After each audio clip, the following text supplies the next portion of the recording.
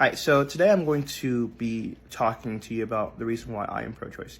A little bit about my background. I am a Christian, and to be honest, my beliefs is I do believe that the person within the mother is a person. It's not a fetus, right? It's a life, or at least a potential life, whatever you want to call it. But it is individual and distinct, right? And so a lot of people ask me, Emmanuel, if you believe all these things, then why in the world are you pro-choice? And the reason that I am pro-choice has to do with risk.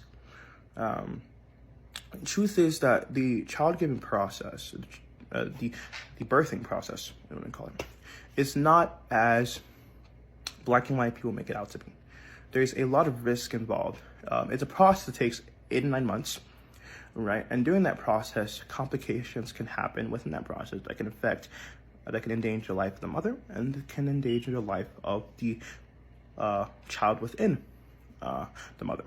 Then at the end of that process, then it's the actual birthing process, and complications can then happen there as well.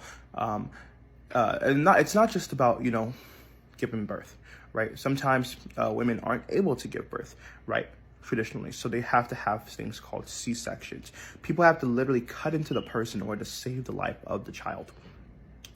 And that can end up having long-lasting damages and effects. Some women, even after having that process, aren't able to have kids due to errors and complications that happen because of that.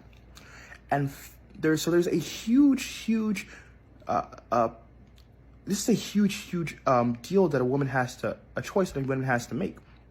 And for me, a person who does not have to make that choice at all, to look at this and say, no, you are forced to have this kid. You are forced to do that. I personally can't do it.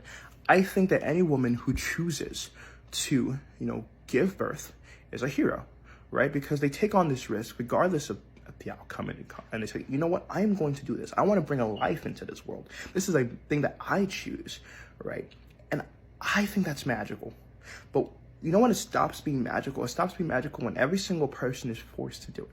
You know why? Because that takes away choice. Free will is no longer exists there, right? Because now you are forced to take on that risk. So what happens if the woman dies due to complications? Right, you can protect as many women as possible, but then what happens when that happens? Me, I don't want that on my conscience, and I personally cannot grapple with that. And that is what made me come to the decision that I did. It's not because I'm like my body, my choice kind of person. I think that sometimes there are certain things that supersedes one's individual personhood, right? Like, for example, I actually do support the draft. I think that, when it comes to a certain point, whenever your nation's threatened, that you have to go and protect it, right?